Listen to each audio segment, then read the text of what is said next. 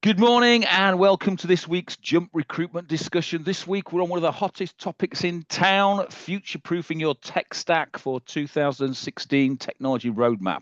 This week I'm joined by Cyborg from Embedded Ops. What can we say? Specialist in helping recruitment agencies deliver operational excellence via their systems and process whilst raising his twins. So always fun. So much to learn today. We've got massive to go on. I've got Dave here as support. I'm not sure what Dave he's the most technophobic guy that I know sometimes. And I have my pen and I have my pad and I'm taking as many notes as I can. And your yeah, headphones. Don't forget your headphones. And yeah. headphones. And an abacus, no doubt, for the questions. But there we go. So we're going to jump straight in because I think we've got so much to talk about, and it's going to be really interesting to see how we can navigate that minefield that now modern recruitment has brought us, tech and how we work our tech stack. So, Sai, welcome. Thank you very much for your time today. It's always interesting listening to you answer questions and give a whole new light on how tech should be working, how your process is working for you. So let's kick off then. So when you first assess a recruitment firm for their current processes, what are the top three warning signs that tell you that their systems are holding them back from scaling effectively or growing effectively? And what's the typical ROI timeline that companies can expect when they address those issues? Yeah, it's a good question.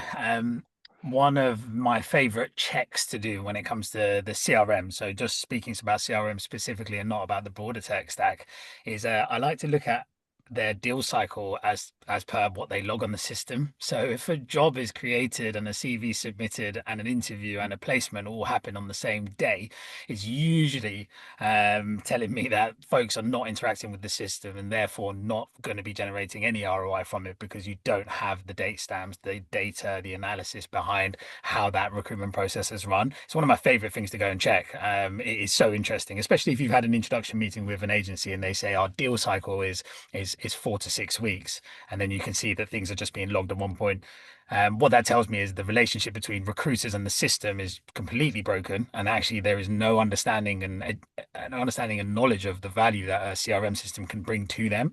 I speak about CRM mainly because that's just should be at the center of every recruitment business's tech stack. Some of the other things I see is clickiness. So I quite enjoy potting around sales floors and asking folks to show me how they do this and can you show me how you do that.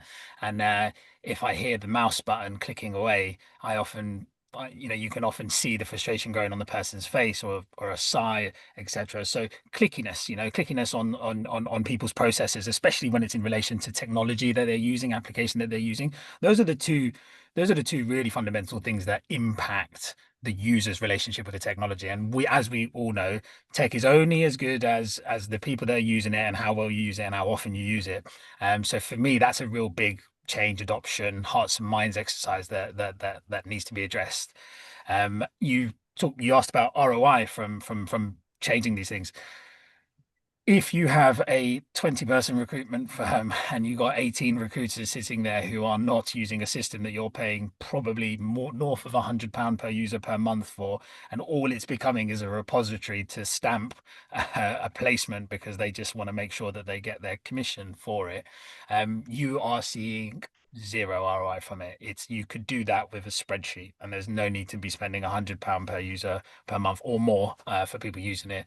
So I think ROI turnaround from folks interacting and behaving and having a better relationship with their CRM, you can turn that around pretty quickly. And there's lots of ways you can do it. Carrot and stick. You can either put some prizes in place, run some competitions, or you can just use a stick and say, in one agency that I worked at, we used to tell the recruiters, if that happens, the scenario I mentioned, job on, placement, same day, you're not getting commission on it. You can go that far. They are the total ends of the spectrum.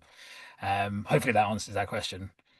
It's interesting because I remember rolling out. We were talking about Bullhorn before we came out. I remember rolling Bullhorn out in my own recruitment agency, and there was a lot of because they'd never used any tech at all, and there was a lot of pushback to it.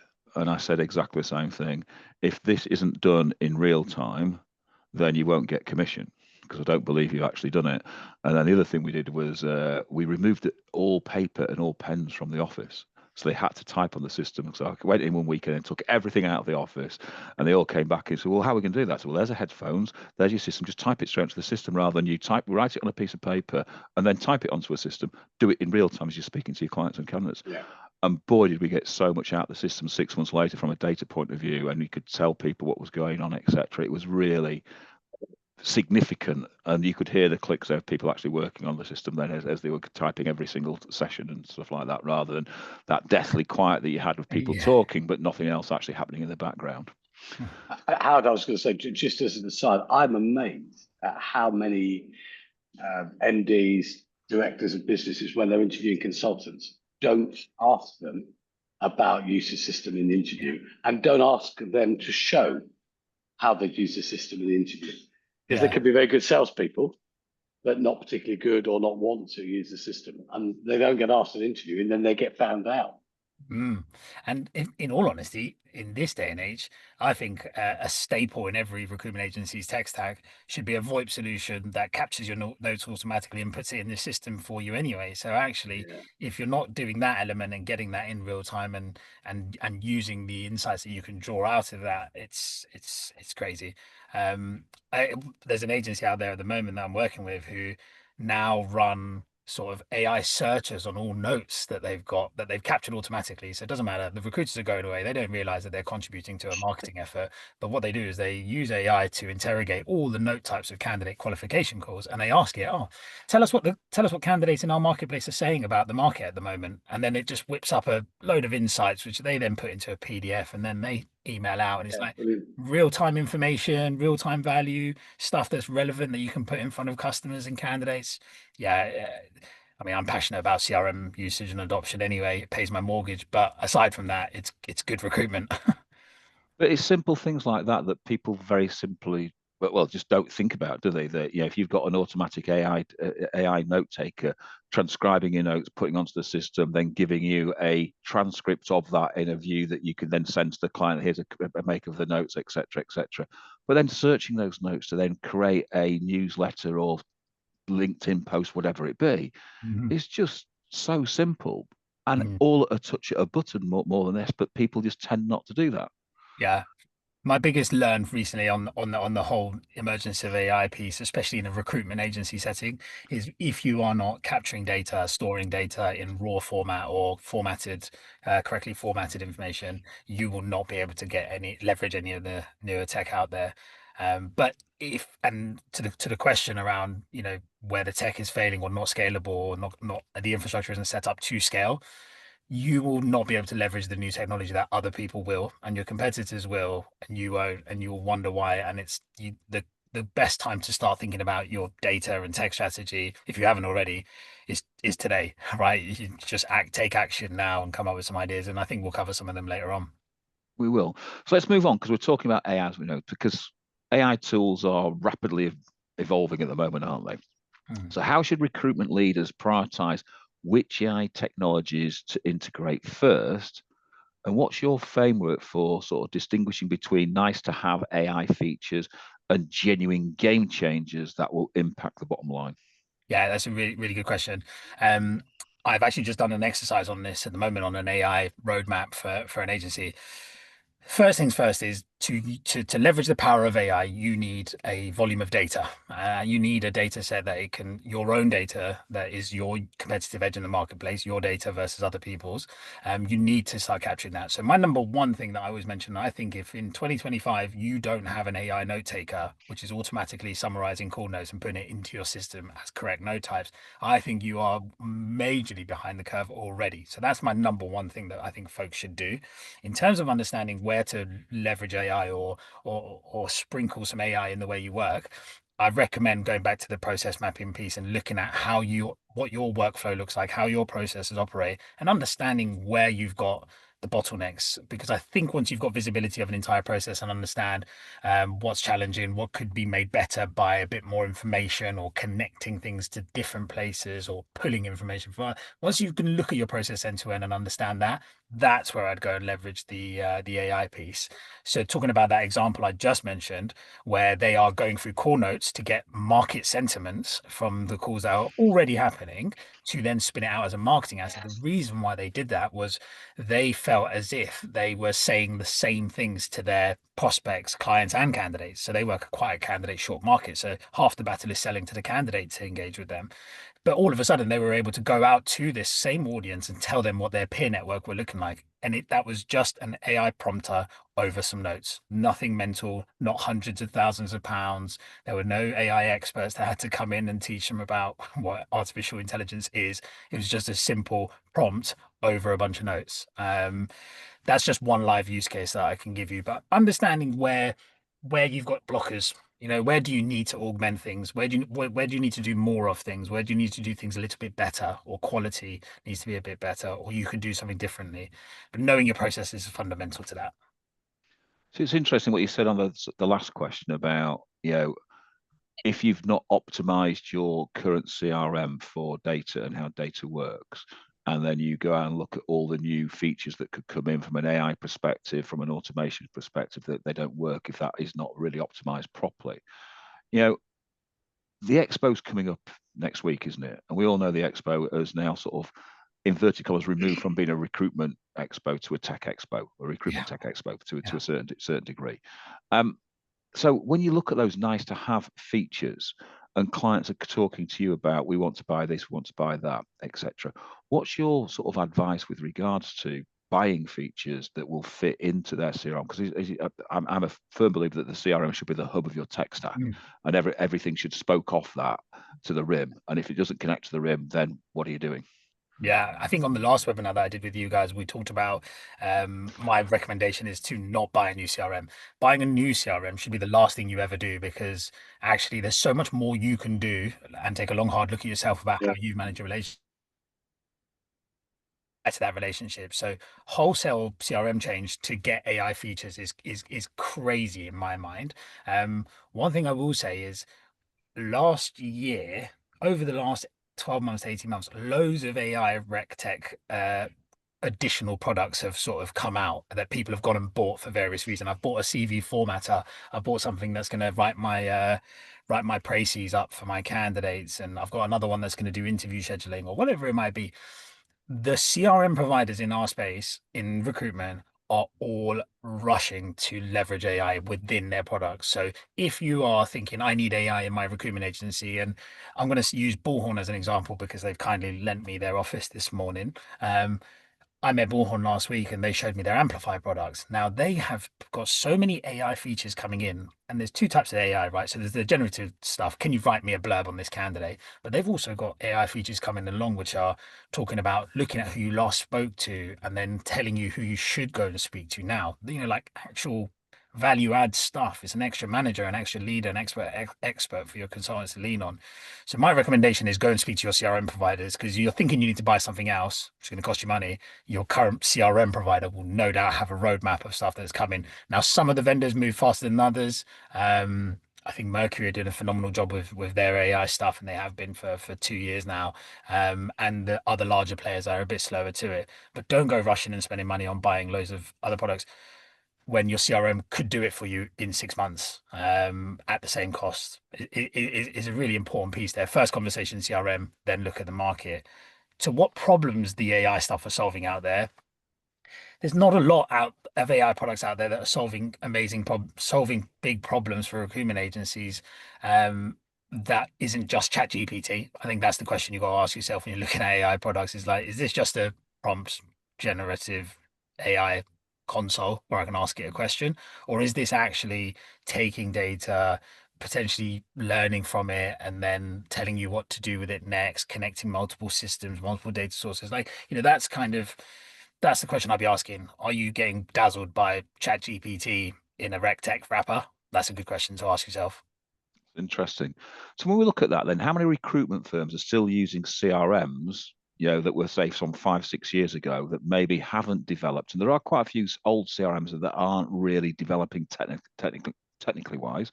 So what are the key capabilities of a modern CRM offer that older CRMs simply can't catch up or match? And how do you recommend firms to approach the migration without disrupting the current operations? Because that's, people are still going to buy or even upgrade, and there's still going to be, some sort of disruption in there. Yeah, I think any CRM change is just, I always liken it to moving house. It costs a fortune and no one knows where anything is for 6 months, and it is that painful of an exercise. So I don't recommend it. But if you are moving from a legacy system, a lot of the time the legacy systems out there are owned by larger groups that have a more modern CRM, for example. I do recommend staying within the ecosystem if possible for that first move away. What features are you going to get in the newer systems versus the old?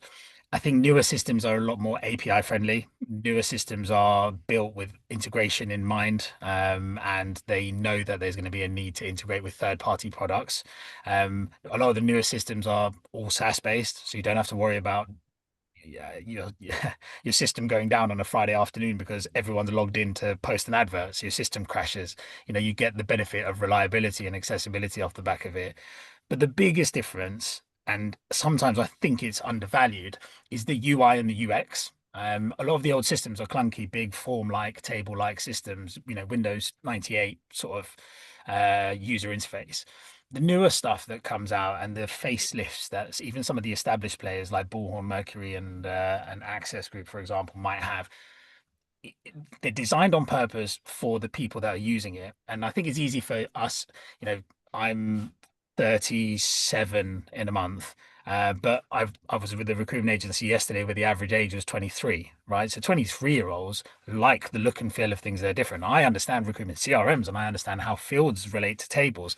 These guys know that they've got a target and need to hit some numbers, and they just want to be able to access things and flow things quickly. So I think one of the most undervalued uh, requirement score on the scorecard sometimes when people are selecting CRMs is the UI and UX in conjunction with what is the demographic of your agency. If it's 20, 30 plus year olds that don't care what it looks like and they just need it to be very functional and powerful, doesn't really matter, doesn't make a difference. But if you have an agency that has a strong grad hiring, cohort hiring, academy hiring, growth strategy, UI and UX is huge. And that's something you get with all of the newer players. Sometimes uh, to the downside of functionality. Some of them look and feel amazing, but don't necessarily have lots of core capability.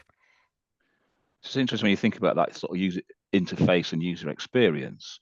You know, it's that touch and feel, isn't it? And I'm pretty certain that Dave and I, we've spoke to lots of clients who've changed their CRMs, and some of them where I've met clients who've got CRMs that have, not even just 5 years old, they're 15, 20 years old and haven't upgraded, and they're not going to put any AI into it because they just don't see the point of doing it, etc.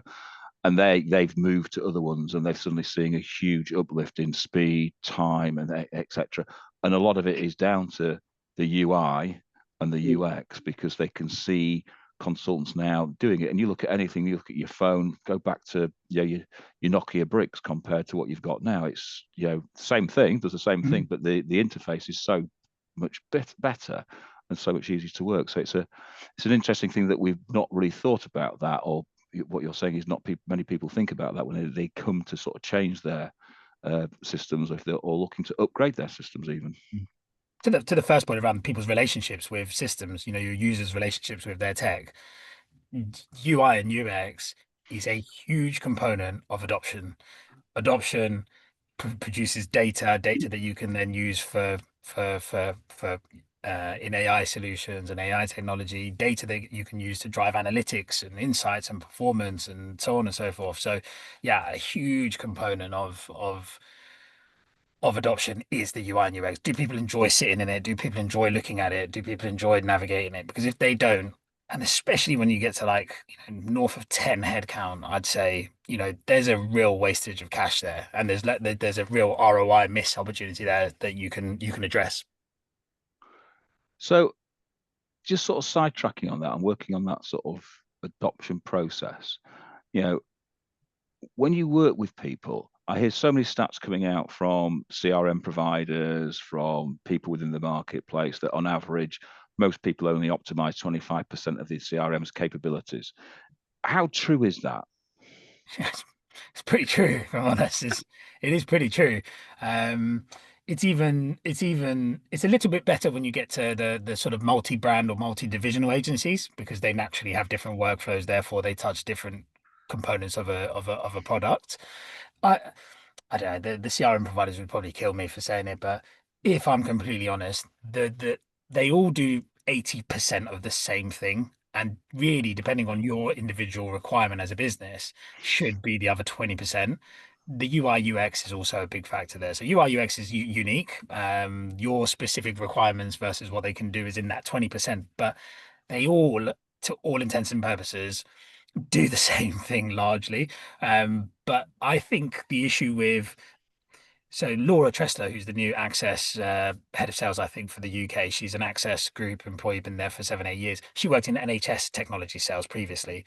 One of the first things she said to me when I met her, and she's gone into the recruitment sector, she said to me, I can't believe how often people bloody change CRMs in this industry. She was like, we might change a system every 7 years in the NHS or in the public sector, but here in recruitment, people rip and change CRMs every year. Now, I think that is significant point to raise, because what we don't do is work on our relationship with our CRMs. We don't work on our relationships with our products to drive ROI. So when I talk about deterring people from buying CRMs, I always say to them, well, when was the last time you spoke to your account manager or customer success manager? Have you invested in the training, or did you skimp on it when you rolled it out? There are external consultants that specialize in all of these CRMs. Have you brought any of them in to help you kind of reinvigorate the relationship with it? When was the last time you've done some stuff internally on it? Do you enforce certain rules around your CRM? There's so much stuff that agency founders can do to get ROI from their existing CRM and leverage more Yeah. features and get more value out of it. But it's often forgotten, and they've got a salesman from another RegTech CRM provider in their inbox, and off they go. And isn't it true, Si, that as recruitment leaders, we're attracted to the next shiny thing? So 100%. so we'll walk the floor at a RegTech show, and a piece of kit can do one thing that looks amazing, Yeah. and then you buy it, and you're paying £8.99 a month for that, and £100 for your seat, and another 50, and suddenly before you add it up, you pay £250 a head, Mhm. the desk, for a whole load of things that aren't necessarily integrated, No, and that's the and integration. then the integration becomes the thing, then, doesn't it? Yeah, and costly, and it not being integrated, um, impacts the experience, because actually all of a sudden you're asking a user to go log into two places. No one likes logging into two places. No one ever. Like, unless it's to access secure banking, no one likes to access two No. different places. And so all of a sudden, again, you're hitting that adoption problem. And as soon as you have adoption problems and usage problems, ROI disappears, because if they're not using it, fundamentally that is the first stepping stone to getting ROI, is get people to actually log in and use it. So let's look at that, because I think you're right in what you're saying about 80% of every CRM is almost the same, and that's, you could say that about everything, a car, an oven, Yeah. 80%. It's also, I don't think you're giving any trade secrets there away. So if a recruitment firm could only automate 3 processes a year, especially due to budget restraints, which 3 would give them the biggest competitive advantage? And can you sort of walk us through that decision-making framework for prioritizing automation or automation investment? Yeah, there's time and motion studies that the folks will have no doubt have heard of, but for those that haven't, you can ask your team, sit down with your team, and walk through processes. It comes back to my slogan of process is more important than tech, or process over tech. If you know your processes, you can understand where you are being click heavy, admin heavy, where it's data entry. You can really understand what part of those jobs can be automated. I personally strongly believe that compliance and contractor onboarding as a function, as a role, as a task in recruitment agencies will be gone, and if not next year, the year after, because you have it can be automated. It can be automated at a fraction of the cost. The robots out there, like Dwight, for example, can take compliance and onboarding processes, and Dwight doesn't take a holiday. Dwight doesn't get sick. Dwight's kids don't get ill. Dwight works 24/7, and Dwight will process 500 contractors the same way he will process 5 million contractors. So I think just compliance and onboarding, just as a general part of recruitment industry, is going to completely disappear. Now, I don't think that I never believe that Dwight should be bought because you want to reduce headcount. Unless you're in the STEM, then maybe that's what you need to do.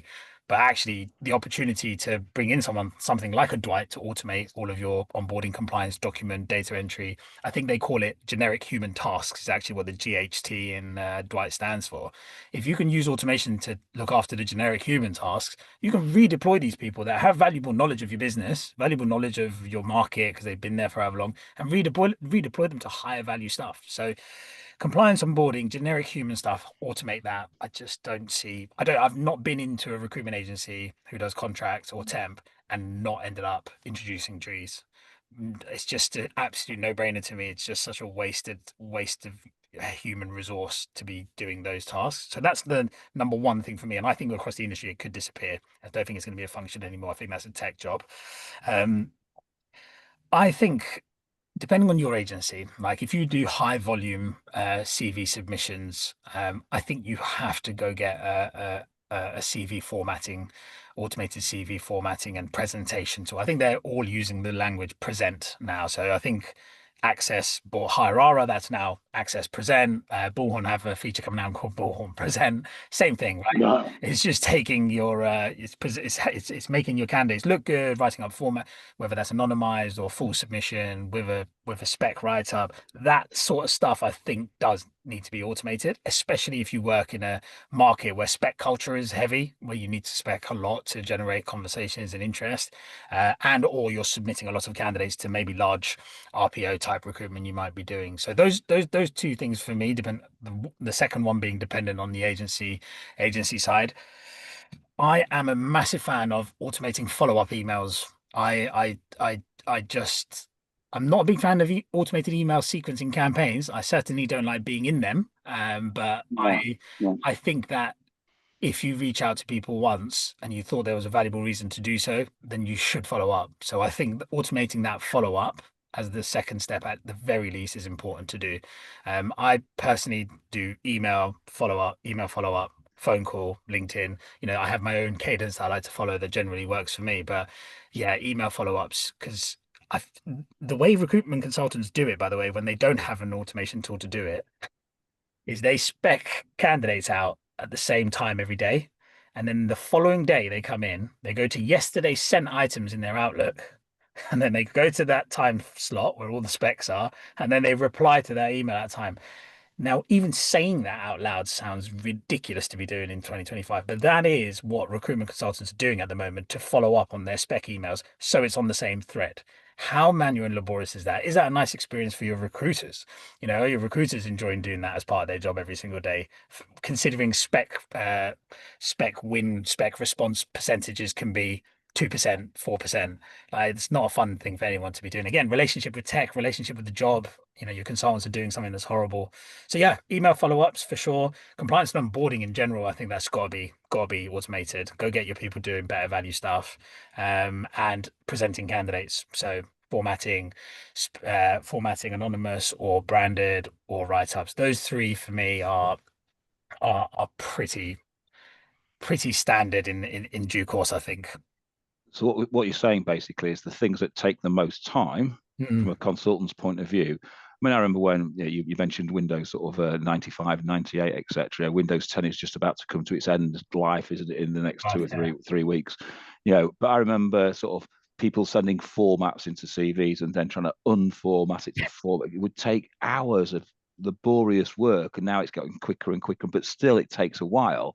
And so Mm, those things and compliance, as we talk constantly to clients about their compliance process and how can you speed that up. mm, So yeah, and you're right about that email follow up. It's just something, if it's quick and efficient, then how much time can you then deploy elsewhere to do business development, client management, etc. However, and I will push this in, and I'm interested in your conversation on this. There's often a concern that automation will make recruitment very impersonal or too impersonal. How do you help firms identify which touch point should remain a human-driven versus automated, especially when you're dealing with sort of high-value clients and candidates? yeah, very good point. I think culturally and in society in general, I think everyone knows that the world operates on a level of technology and automation and AI. So actually, I think we are all quite happy to interact and do certain things via chatbots or via forms or automated systems, etc. I think just culturally, we need to understand that that's okay. Everyone does that. We're used to that now. I think that's okay. So I think when it comes to I think when I was talking earlier about the compliance and onboarding folks, getting them to do high value stuff, if we look at that just on its own, compliance and onboarding, you've just placed an interim executive at a blue chip firm who's on £1,000 a day. You automate the compliance checks, so they get the email, the onboarding, they fill in the forms, they upload their files, etc. Most people have all their files on their phone these days, so they can upload things quickly. Wicked. That's a nice experience for the contractor. I'm onboarded. I'm done. It's cool. Everything's done. I've got everything in my inbox. What you can then redeploy the the onboarding and compliance person to do is do the welcome call, do the pick up the phone and call them. Hey, just make, I can see you've completed your compliance. Just this is a courtesy call to see if there's anything else that you'd like me to help you with, anything you're unsure about. Do you need any more information about your first day? All of that, like relationship building stuff, all of the moments where you can build relationship, add value. When I first, one of my first jobs was selling ladies' footwear in River Island, and I remember the interview question. It was a great job actually. I quite a good job actually at the time, 17. But the in the interview they said to me, what is customer service? What does good customer service look like to you? And I always remember that question. And I remember saying, well, I think it's going above and beyond what their person expects, because then they feel special. It's like going to a really nice holiday and getting that concierge style service. Who doesn't like feeling a little bit fancy or feel like you're being overly looked after? So I think that's the opportunities to add value, add excellent customer service, build relationships. Those are the stuff that you have to keep. Like, if it's a good excuse to pick up the phone and speak to someone, keep it as a human task. But do you need someone to pick up the phone and call someone and say, "Hey, I haven't had your ID yet," or do I do that? That's the difference for me. I don't think AI is going to be replacing recruiters in any way, shape, or form. I don't think automation can remove the need for human intervention in recruitment. People still do like to buy from people. We still do, as much as all the crap that goes on in the world that we live in today, we still all get along with other people. We still have friends. Most people still say hello to people when they bump into them here and there. I just think that human touch and the dopamine hit of having fun with someone or making a connection with someone, that's never going to go away. So I think what you should find in your processes is the perfect excuses to go and have that human interaction, build more of a rapport, build more of a relationship, add some value, increase the customer service and experience, and anything else that doesn't really present an opportunity to do that, automate it, get some tech to do it. So what you're almost creating then is almost a concierge service, aren't you, Yeah. for people? So all the automation has been done, and you're just now calling to say thank you. What else could I help? How else could I help? That sort of stuff. And it's like arriving at a posh hotel, isn't it? And your bags get taken away and all they're in your room, etc. Yeah. But someone's talking about everything. It's take the manual labour that's required, Mhm. automate that, and then turn that into a personal process. And I Yeah. find that is, yeah, if you go and talk to your candidates, what's the biggest headache that the candidate has? That they don't have a personal process. They're not followed up. So if you're following up on those emails and they're automated, there's the follow up. But then for those that are actually going into the process or further down the process, that concierge type service would be a real game changer for how the candidate experience is evolving through tech, but it's the automation that enables the actual experience to be more humanized and become more of an experience that people would enjoy. Exactly that, and the hotel lobby example is great. The tech is the usher who disappears to take your bags wherever, but the person you're met with at the front, that's you. That's the recruiter, the person that faces it and speaks to you. I am working with a recruitment agency at the moment who use talent analytics for feedback scoring, and I'm nosy, so whenever I get a chance, I go and have a look at some of the feedback scores that come in. If you go look at all of the detractor scores, the essentially the negative scores, and you look at the comments that are left behind, because listen, everyone gets, you can't be on your A game every single time. If you go look at the comments, a lot of the time is spoke to me at the beginning, then didn't speak to me again. or like spoke to me once and then I didn't hear back, or I didn't get feedback. What are all of those? Those are all symptom of not speaking to someone enough. So actually, if you don't have to go and do all the other stuff we've spoken about, which is generic human tasks or can be automated, there is no excuse as to why you as a recruitment consultant cannot provide nothing short of excellent customer service, and go above and beyond. And it's huge. It's not like it's not competitive out there. I mean, no one has a monopoly on any recruitment market, and it's competitive. So if you're not going to do it, someone else down the road will. And that's the thing about tech, isn't it? If you haven't got that piece of tech and someone else has, does it give you a competitive advantage? And just that personal interaction between your candidates and your clients and your consultants, etc., gives you a completely different competitive advantage. And I keep sort of talking about, even if you look at marketing, where go back 10 years ago, the recruitment sale, probably 20% was marketing, 80% was the human sale. It's now probably 80% marketing, 20% the human sale. But when you actually look at the conversion of the sale, it all happens in that last bit, the human bit.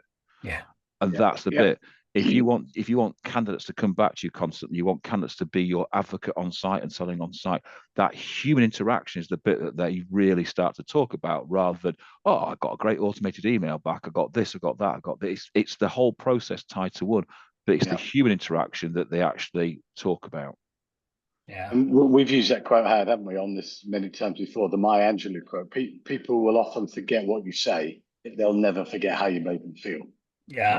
I love that. I love that. And that's the bit of recruitment, the concierge bit, which tech enables you to have more time to do that, if you get that balance right. Exactly that.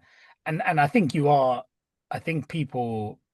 agencies are going to market to say that they are leveraging tech to do these things so that they can provide excellent customer experience. You're essentially an extension of your client's brand when you're recruiting on their behalf.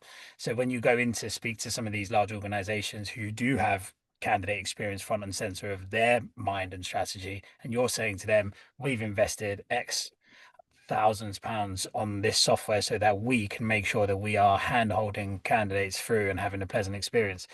Yeah, I think that, if you get it right, it's a competitive edge. If you get it right, it's a market grab, from just a pure experience and brand perspective. So moving forward then, so looking into 2026, what technology trends do you see coming that recruitment leaders should start to prepare for now? And what investments should they avoid? Because we've talked a bit about that, because technologies like to become obsolete reasonably quickly. I wouldn't lock into any multi-year contracts is one of my first things I've been saying to a lot of people at the moment. When you find people are trying to tie you in for multi-year contracts, it's usually because they're having a tough time and they're trying to lock down revenue for 2 years. They're never doing it when they're selling it like hotcakes, if I'm honest with you. Most of the time it's, oh, we've got a customer that wants to buy, let's lock it in for 2 years. So stop, one thing commercially, contractually, just don't buy 2-year contracts. Speak to your CRM provider. If that is your core system of choice, speak to them before you buy anything else. Ask them, when is this coming? Can you do this? If you have a good relationship with your CRM provider, you can quite often be the beta test cases for them, and they give you products for free to test and use. I'm a big advocate for that when it comes to all my clients. I'm like, make sure you tell your CRM provider, all your tech providers, that you're willing to be the guinea pig, because it puts you at the cutting edge. It helps generate a culture of curiosity amongst your team who are testing out new systems and stuff. It's a really good mindset piece to have. Technology trends for 2026. I think we're going to have the next wave of workforce that's going to come in. Their idea of how they interact with technology is going to be so different to what, my generation, millennials, I think I'm a millennial, how we understand it to be, right? And I think that we will see the conversational natural language processing type AI interfaces on all the technology. I think that is how it's going to work. I think one of the best skills anyone can have right now, and if I was interviewing grads right now back in agency setting, I would have an exercise in there for prompting. I'd ask them to write some prompts for me, because I think prompting, everything's got that prompt interface now. So to get the most ROI from it, to get the best results from it, you need to know how to prompt. So I think prompting as a skill is a trend, and that's going to be it's going to become a skill that has light shone on it, because all the products are going to have a prompt based feature built in. But I do think we're moving towards a world where you're not clicking through things, you're asking a application to surface things. That's where I think the world is going. And I think if you look at Amplify from Bullhorn, they're laying the foundations for that already. Hey, tell me what, you're not going to need to think.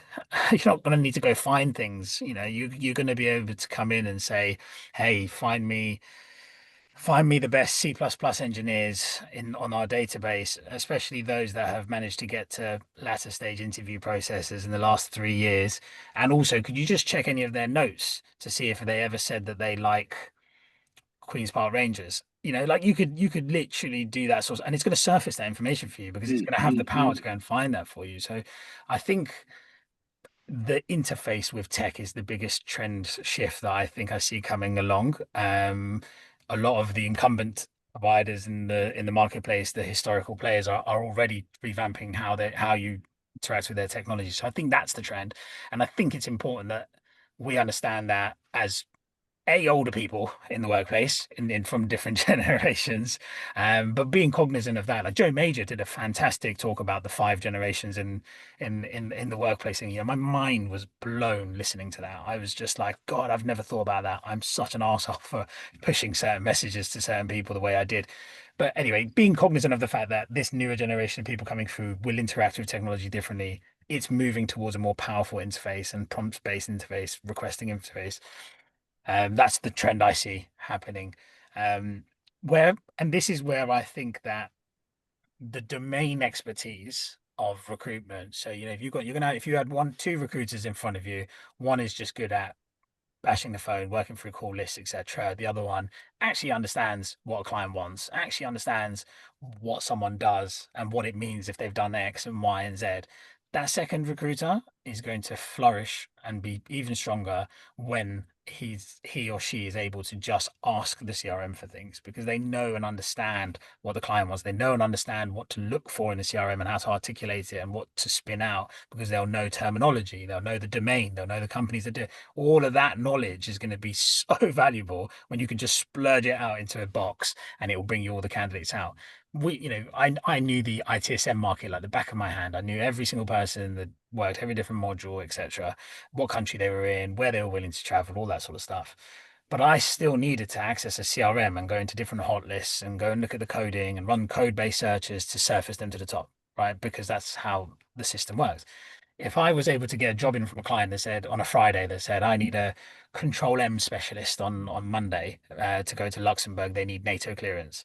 It's like, you could just prompt that now, and it's just going to give you that. It's going to give you all of the list, but it's going to prompt it based off of not just the field data. It's going to look at the note data. It's going to look at the application data. It's going to look at a whole host of information that actually means the result back to you is better than just a standard list of people that have been historically coded and it might be out of date. So what you're saying is then, what we go right back to the first couple of questions, the implementation of a system and the success of it is based on the usage of your consultants. And if they are using 25% of the system, then you're not going to get anything out of it. If they're putting it on in, today I've done 15 placements because I haven't put them on for the last 5 weeks, etc., etc., etc. All of those things are going to be a downfall to a recruitment business because of the way the new tech is coming. 100%. Scant notes, little notes, or no notes, abbreviated notes that actually mean nothing, but it just means something to you, are all there. And so the modern technology is going to help the recruitment speed up its capability of extracting the correct information from their CRM rather than just information from the CRM. Exactly. The quality of it is going to be so much better. It should be so much more accurate. You can be more pinpointed.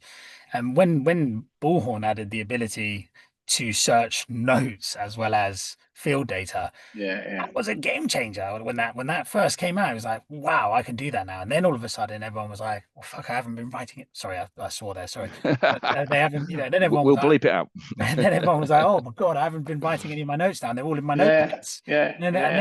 But then the person who had written all their notes into Bullhorn, and then they released a feature that said, oh, you can now search across notes. They were quids in because they were like, brilliant. Let me go through my notes and see everyone who said that they do Control M. Now all of a sudden they've got access to everyone they've spoken to that's mentioned Control M, and they've intentionally written that note down.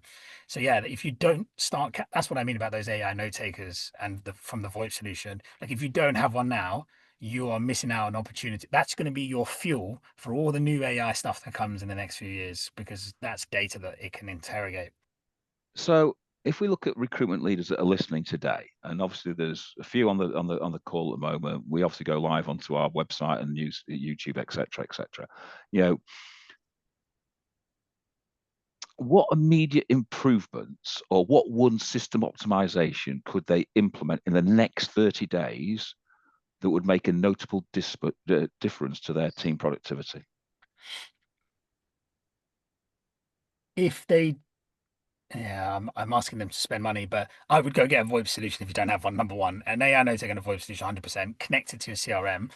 I would make sure you have note types. I think it's really, really important that you don't just have all candidate interaction going in as candidate calls, all client interaction going as client calls. I think there is a need to differentiate between different note types and call types. I'll give you a perfect example. If you resource the same market and if you work sales and marketing in the Midlands, and you are speaking to people and you regularly qualify them, maybe every 6 months or so they come back around and they're interested in having a chat and so on and so forth. When you qualify someone, that qualification call that you do with them, 25, 30 minutes it might be, that is where the most qualitative information is about them, their experiences, their motivations, their push-pull factors, what else they've got going on. That is the note that's got it. Now, all the other notes that might happen thereafter, where you're chasing a CV, called Dave Irons. I see Dave Irons on the call. Called Dave Irons. He's going to West Ham at the weekend. Okay, West Ham. Maybe you put that note in there just so you've got some context and some relationship building stuff in there for later. That could just be logged as a follow-up call note. Now, if imagine that person's in your database for a year and a half, 2 years, and maybe you submit him to a few different places. The notes get quite long quite quickly. Having the ability to go, do you know what? This candidate looks good for this role. They've popped up on my search. I know. I'll filter the notes tabs and go look at qualification call notes, because actually that's where the good stuff is, right? You don't want to scroll through follow-up notes and know that Dave's gone to West Ham and so on and so forth. You want to go to the qualification call note because that's where the valuable stuff is. It's also a really, really, really good way to know if you and your recruiters are having the right conversations and the right volume of them. So, for example, tracking candidate calls, pointless, because you could have a recruiter that speaks to the same candidate 5 times in a week because they're coordinating interviews, 5 candidate calls. Then you could have a recruiter that does 5 qualification calls in a week with 5 different candidates. Who's had the better week? I think the person that's done 5 qualification calls has had the better week than the person who's had 5 conversations with the same person and found out that they're going to West Ham. So having the different note types is important, not just from accessing valuable information quicker. And then let's think about what AI can do for us in 2026. But accessing it now is easier, but also reporting on it, like, and setting yourself targets. If you're a solo recruiter and you're just sitting there sometimes feeling like your week's going by and you're busy, but you don't know if you've been busy doing the right things, a quick report to say how many new candidates did I qualify and how many of those did I get sent out the door. Great ratio to look at. Qualification calls to CV sendouts. Great ratio to look at. At least you know then if you're speaking to the right people, if you're pitching the role right, if the role's worth pitching, if people are interested. You know, there's so much you can do with that, with just a simple thing like having different note types. Si, as always, when we speak together, whether it's in person or whether it's over the phone or whether it's via these type of methodologies and sort of webinars, the font of knowledge that comes out is staggering, and the concept of information that comes out. But it's the simplicity of it, and it's the simplicity of how people can apply that to their systems that they have now and their process that they have now, that I think a lot of recruiters need to sort of open their eyes a little bit and listen to what's being said and listen to what's happening. Because if you just applied the simple methodology that you've talked on, the 7 questions that we've asked, it would make a vast difference to their their business, a vast difference to their performance, a vast difference to their clients and their candidates, rather than just doing the same old and expecting to get different results. Yeah, and there are no silver bullets, none whatsoever. There is none whatsoever. Like, you need tools; they are a necessary part of the world. Technology, you have to embrace technology. But you don't have to buy it all. You buy the right things that solve problems. There are experts out there, Jump Advisory Group, myself. There's loads of other folks out there that specialize in things. Speak to them, because most of us are not. What's the term? We're not selling snake oil. Is that the term? Snake oil merchant? Most of us have been around, and we come with validation and recommendations from people in the network. Just leverage folks like that. I mean, I'm always happy to have a chat with people if they're navigating tech, purchasing, procurement issues and stuff like that. So yeah, you don't need to buy into the noise. Just simplify it. Speak to the right people. Buy the right things that solve actual problems, and I think everyone will be grand. Honestly. So thank you very much. Wise advice. If you're not connected to Saeed, then please connect to him. It's SAEED, Bor, BOR, Twin Dad. Just Google Twin Dad. You'll probably find him on that as that. Come up. Yeah. So either follow him for following what his twins are doing, or follow him for what he's doing on a tech front. Either way.